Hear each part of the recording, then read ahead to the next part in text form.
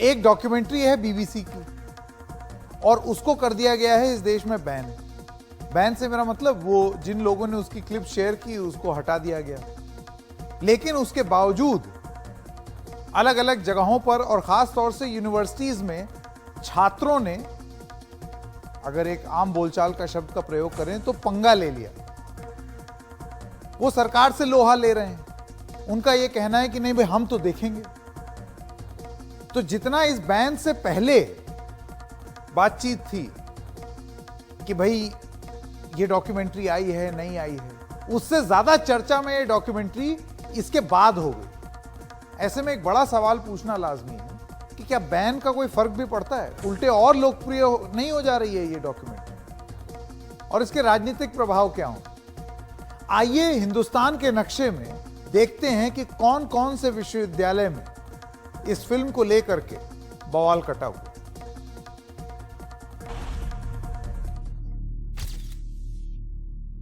प्रधानमंत्री नरेंद्र मोदी और 2002 में हुए गुजरात दंगों में उनकी भूमिका पर बीबीसी डॉक्यूमेंट्री वैसे तो भारत में बैन कर दी गई है, लेकिन यूनिवर्सिटी कैंपस में छात्र सरकार की सेंसरशिप के खिलाफ आवाज उठाते हुए इसे देखने दिखाने के लिए जमा हो रहे हैं और अंजाम भुगतने को तैयार हैं।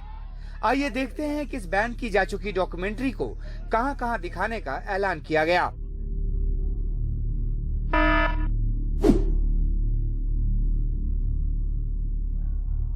दिल्ली की जवाहरलाल नेहरू यूनिवर्सिटी का छात्र संघ मंगलवार रात 9 बजे डॉक्यूमेंट्री दिखाने वाला था, लेकिन रात 8:30 बजे पूरे कैंपस की बिजली गुल हो गई। आधी रात के बाद जाकर बिजली लौटी। इस बीच छात्रों ने अपने अपने मोबाइल फोन पर ये डॉक्यूमेंट्री देखी।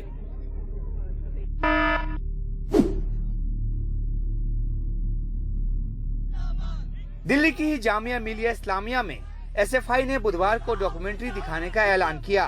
बुधवार को कैंपस में कड़ा पुलिस बंदोबस्त दिखा। कम से कम 10 छात्रों को पुलिस ने हिरासत में लिया और प्रशासन ने सारी कक्षाएं रद्द कर दी।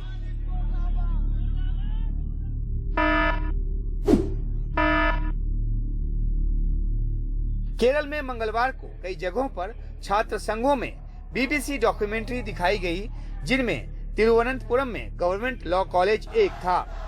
केरल छात्र संघ के अध्यक्ष ने कहा कि ऐसे शो और भी रखे जाएंगे।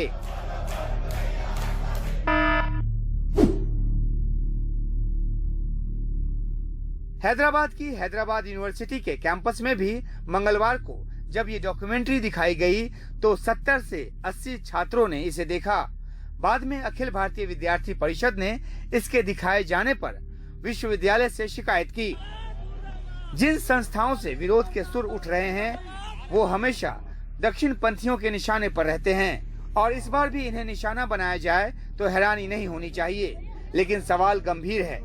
बीजेपी जो 1975 में लगी इमरजेंसी के ऊपर कांग्रेस को कभी घेरना नहीं भूलती, उसी की सरकार एक डॉक्यूमेंट्री पर जब इमरजेंसी अधिकारों का हवाला देकर पाबंदी लगाएगी तो ऐसा तो हो नहीं सकता कि सवाल न उठें।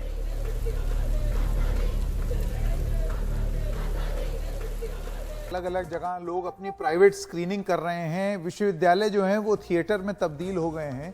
इस सब को देख करके एक पॉप कल्चर में एक शब्द होता है जिसको कहते हैं स्ट्राइसेंड इफेक्ट। तो सबसे पहले तो dictionary.com जो है उसके हिसाब से स्ट्राइसेंड इफेक्ट क्या है आपको वो बता दें। फुल फ्रेम जाते हैं। पहले तो मैं अंग्रेजी में पढ़ दूं इसको। Streisand effect, phenomenon in which an attempt to censor, hide or otherwise draw attention away from something only serves to attract more attention to it.